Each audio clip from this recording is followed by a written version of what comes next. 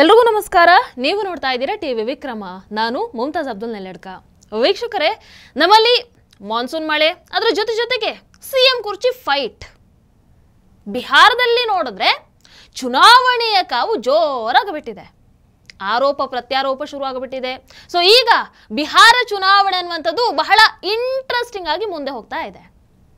ರಾಹುಲ್ ಗಾಂಧಿ ಅದೇ ರೀತಿ ತೇಜಸ್ವಿ ಯಾದವ್ ಈ ಬಾರಿ ಬಿಹಾರದಲ್ಲಿ ವೋಟರ್ ಲಿಸ್ಟ್ ಅಸ್ತ್ರವನ್ನ ಇಟ್ಕೊಂಡು ಚುನಾವಣೆಗೆ ಇಳಿದು ಬಿಟ್ಟಿದ್ದಾರೆ. ಇದೇ ಕಾರಣಕ್ಕೆ ಬಿಹಾರ ಬಂದ್ ಕೂಡ ಮಾಡ್ತಾ ಇದ್ದಾರೆ. ಇದರ ಬಗ್ಗೆ ಒಂದು ಸ್ವಲ್ಪ ಡೀಟೇಲ್ ಆಗಿ ನೋಡ್ತಾ ಹೋಗೋಣ. ವೀಕ್ಷಕರ, ದೇಶದಲ್ಲಿ ಒಂದು ದೊಡ್ಡ ಡ್ರಾಮಾ ಕಂಪನಿ ಇದೆ, ಬಹಳ ಫೇಮಸ್ಸು. ಒಂದೊಂದು ಕಡೆ ಒಂದೊಂದು ವೇಷ, ಒಂದೊಂದು ಕಡೆ ಒಂದೊಂದು ಪ್ರಸಂಗ, ಮೇಕಪ್ ಇಲ್ಲದೇನೆ ಅಭಿನಯವನ್ನ ಮಾಡ್ತಾರೆ. ಅದರ ಓನರ್ ಗೊತ್ತಲ್ವಾ? ಇವರೇ ನೋಡಿ. Yes, mister Rahul Gandhi. ನಾನು ಹಿಂದೊಮ್ಮೆ ಒಂದು ವಿಡಿಯೋವನ್ನು ಕೂಡ ಮಾಡಿದ್ದೆ. 11 ವರ್ಷಗಳಲ್ಲಿ ಈ ವ್ಯಕ್ತಿ ವಿರೋಧ ಪಕ್ಷದ ಸ್ಥಾನದಲ್ಲಿ ಕೂತ್ಕೊಂಡು ಏನೇನು ಮಾಡಿದ್ದಾರೆ ಅಂತ. ಅದನ್ನು ಸಾಧ್ಯವಾದರೆ ದಯವಿಟ್ಟು ನೋಡಿ. ಕಮೆಂಟ್ ಬಾಕ್ಸ್ನಲ್ಲಿ ನಾನು ಲಿಂಕನ್ನು ಹಾಕಿರ್ತೀನಿ. ರಾಹುಲ್ ಗಾಂಧಿ ಪ್ರತಿ ಬಾರಿ ಒಂದೊಂದು ಆರೋಪವನ್ನು ಇಟ್ಕೊಂಡು ಬರ್ತಾರೆ. ಆದರೆ ಇದುವರೆಗೂ ಕೂಡ ಒಂದನ್ನ ಕೂಡ ಅವರಿಂದ ಪ್ರೂವ್ ಮಾಡೋದಕ್ಕೆ ಆಗಲಿಲ್ಲ. ವೀಕ್ಷಕರು, ಇತ್ತೀಚೆಗೆ ಎಲ್ಲ ಕಡೆ ಸೋತು ಬಂದ ಮೇಲೆ ಪಾಪ ಬಡಪಾಯಿ ಚುನಾವಣಾ ಆಯೋಗವನ್ನು ಕೂಡ ಟಾರ್ಗೆಟ್ ಮಾಡೋದಕ್ಕೆ ಶುರು ಮಾಡಿದ್ದಾರೆ. ಕುಣಿಯೋಕೆ ಬಾರದವನು ನೆಲ ಡೊಂಕು ಅನ್ನಂತೆ. ಈ ಗಾದೆಯನ್ನ ಬಹುಶಃ ಇಂಥವರನ್ನ ನೋಡಿನೇ ಬರೆದಿರ್ತಾರೆ. ಈಗ ನೋಡಿ, ಮಹಾರಾಷ್ಟ್ರದಿಂದ ಅದನ್ನ ಈಗ ಬಿಹಾರಕ್ಕೆ ಕೂಡ ಶಿಫ್ಟ್ ಮಾಡಿಬಿಟ್ಟಿದ್ದಾರೆ. ಬಿಹಾರದಲ್ಲಿ ಒಂದು ಪ್ರತಿಭಟನೆ ಆಗುತ್ತೆ, ತುಂಬಾ ಸೀರಿಯಸ್ ಪ್ರತಿಭಟನೆ, ಕಾಮಿಡಿ ಶೋ ತರ ಆಗುತ್ತೆ ಬಿಡಿ. ಅದೇ ಪ್ರತಿಭಟನೆ ಯಾಕೆ ಮಾಡಿದ್ದು ಗೊತ್ತಾ? ಯಾರ ವಿರುದ್ಧ ಮಾಡಿದ್ದು ಗೊತ್ತಾ? ಚುನಾವಣಾ ಆಯೋಗದ ವಿರುದ್ಧ. ವೀಕ್ಷಕರೇ, ಬಿಹಾರದಲ್ಲಿ ಆಧಾರ್ ಕಾರ್ಡ್ ಅದೇ ರೀತಿ ಮುಸ್ಲಿಂ ಜನಸಂಖ್ಯೆ ಎರಡು ಕೂಡ ಹೆಚ್ಚು ಕಡಿಮೆ ಕಾಣಿಸ್ತಾ ಇದೆ. ಬಿಹಾರದಲ್ಲಿ ಮುಸ್ಲಿಂ ಜನಸಂಖ್ಯೆ ಆಧಾರ್ ಕಾರ್ಡ್ ಪ್ರಕಾರ ನಾವು ನೋಡೋದಾದ್ರೆ ಕಿಶನ್ಗಂಜ್ ಅನ್ನುವಂತಹ ಕ್ಷೇತ್ರದಲ್ಲಿ 68% ಇದೆ. ಆದ್ರೆ ಆಧಾರ್ ಕಾರ್ಡ್ 126% ಇದೆ. ಕಾಟಿಹಾರ್ನಲ್ಲಿ 44% ಮುಸಲ್ಮಾನರಿದ್ರೆ ಆಧಾರ್ ಕಾರ್ಡ್ 123% ಕಾಣಿಸ್ತಾ ಇದೆ. ಆರರಿಯಾದಲ್ಲಿ ಮುಸಲ್ಮಾನರು 43% ಇರುವಂತದ್ದು, ಆದ್ರೆ ಆಧಾರ್ ಕಾರ್ಡ್ 123% ಇದೆ. ಪೂರ್ಣಿಯಾದಲ್ಲಿ ಮುಸಲ್ಮಾನರು ಇರುವಂತದ್ದು 35%, ಆಧಾರ್ ಕಾರ್ಡ್ ತೋರಿಸುವಂತದ್ದು 121%. ಇಡೀ ಬಿಹಾರದಲ್ಲಿ ಮುಸಲ್ಮಾನರು 18% ಇದ್ರೆ ಆಧಾರ್ ಕಾರ್ಡ್ 100% ಗಿಂತ ಜಾಸ್ತಿ ತೋರಿಸ್ತಾ ಇದೆ.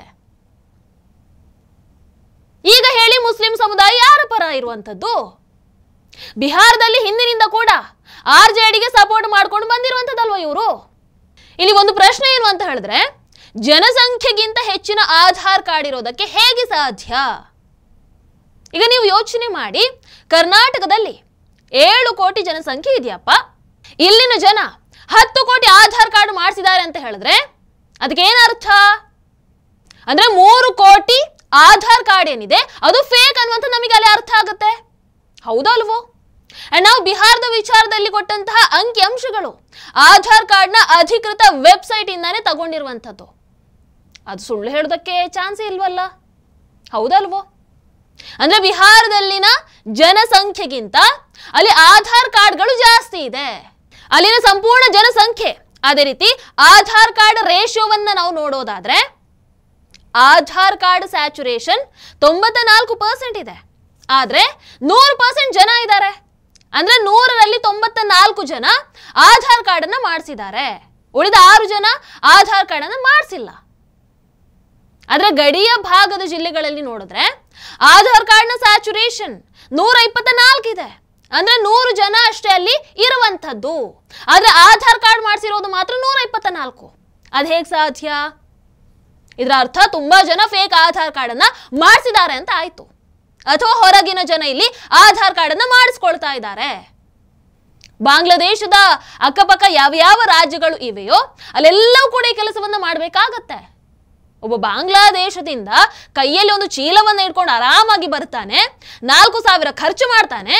ಫಿಂಗರ್ ಪ್ರಿಂಟ್ ಇಂದ ಹಿಡಿದು ಎಲ್ಲ ಸೇಫ್ಟಿ ಚೆಕಪ್ ಆಗಿ ಆಧಾರ್ ಕಾರ್ಡ್ ಆತನ ಕೈಗೆ ಬಂದಿರುತ್ತೆ. ಆ ಆಧಾರ್ ಕಾರ್ಡ್ ಅನ್ನು ತಗೊಂಡು ಹೋಗಿ ವೋಟರ್ ಕಾರ್ಡ್ ಕೂಡ ಮಾಡಿಸ್ತಾನೆ. ಆತ ಮನಸ್ಸು ಮಾಡಿದ್ರೆ ಒಂದು ವೀಸಾ, ಪಾಸ್ಪೋರ್ಟ್ ಎಲ್ಲ ಸಿಗುತ್ತೆ. ಇಲ್ಲಿ ಆಶ್ಚರ್ಯ ಅಷ್ಟು ಸುಲಭ ಮಾಡಿಕೊಟ್ಟಿದ್ದಾರೆ ಅಂತ ಆಯ್ತಲ್ಲಿ. ವೀಕ್ಷಕರೇ, ಅದಕ್ಕೆ ಚುನಾವಣಾ ಆಯೋಗ ಹೇಳುತ್ತೆ ಬರೀ ಆಧಾರ್ ಕಾರ್ಡ್ ಅಷ್ಟೇ ಅಲ್ಲ, ಬೇರೆ ಏನಾದ್ರೂ ದಾಖಲೆಯನ್ನು ಕೂಡ ನೀವು ತೋರಿಸಬೇಕು. ಅಂದ್ರೆ ನಿಮ್ಮ ಬಳಿ ಜಮೀನಿದ್ರೆ ಪಹಣಿ ಪತ್ರವನ್ನ, ಅಥವಾ ration card, passport, marks card ಇದ್ಯಾವುದಾದ್ರೂ ಇದ್ರೆ ತೋರಿಸಬೇಕು. ನೋಡಿ, ಬಡವರು ಅವ್ರ ಹತ್ರ ಏನೂ ಇರೋದಿಲ್ಲ ಅಂತ ಹೇಳೋದಕ್ಕೆ ಸಾಧ್ಯ ಇಲ್ಲ ಇಲ್ಲಿ. ಯಾಕಂದ್ರೆ ರೇಷನ್ ಕಾರ್ಡ್ ಅನ್ನುವಂಥದ್ದು ಎಲ್ಲರ ಬಳಿ ಇದ್ದೇ ಇರುತ್ತೆ. ಆದ್ರೆ ಇಲ್ಲಿ ನಮ್ಮ ಹತ್ರ ಆಧಾರ್ ಕಾರ್ಡ್ ಮಾತ್ರ ಇರುವಂಥದ್ದು, ಅದನ್ನ ಬಿಟ್ಟು ಬೇರೆ ಏನೂ ಇಲ್ಲ. ಅದನ್ನ ಇಟ್ಕೊಂಡೇ ನಾವು ವೋಟ್ ಹಾಕೋದಕ್ಕೆ ಬರ್ತೀವಿ, ನಮ್ಮನ್ನ ಬಿಡಬೇಕು ಅಂತ ಕೇಳ್ತಾ ಇದ್ದಾರೆ. ವೋಟ್ ಹಾಕೋದಕ್ಕೆ ಬಿಡ್ಲಿಲ್ಲ ಅಂತ ಅಂದ್ರೆ ನಾವು ಬಿಹಾರ ಬಂದ್ ಮಾಡ್ತೀವಿ ಪಟ್ಟು ಹಿಡಿದು ನಿಂತಿದ್ದಾರೆ. ಅದಕ್ಕೋಸ್ಕರ ಬಿಹಾರದಲ್ಲಿ ಗಲಭೆಯನ್ನು ಕೂಡ ಎಬ್ಬಿಸ್ತಾ ಇದ್ದಾರೆ. ಬಿಹಾರದ ಜನಸಂಖ್ಯೆಗಿಂತ ಜಾಸ್ತಿ ಅಲ್ಲಿ ಆಧಾರ್ ಕಾರ್ಡ್ಗಳು ಹೇಗೆ ಬರೋದಕ್ಕೆ ಸಾಧ್ಯ? ಅದಕ್ಕೆ ಕಾಂಗ್ರೆಸ್ ಹಾಗೆ ಆರ್ಜೆಡಿ ವಿರೋಧವನ್ನ ಮಾಡ್ತಾ ಇದೆ. ಅಂದ್ರೆ ನೀವು ಕೇಳಬೇಡಿ ಇದನ್ನ ಅಂತ. ಆಧಾರ್ ಕಾರ್ಡ್ ಅನ್ನು ನೀವು ತಡಿಬಾರ್ದು, ಅದನ್ನ ಪ್ರಶ್ನೆ ಮಾಡಬಾರ್ದು, ಅದನ್ನ ಇಟ್ಕೊಂಡು ವೋಟ್ ಹಾಕೋದಕ್ಕೆ ನೀವು ಬಿಡಬೇಕು ಅಂತ.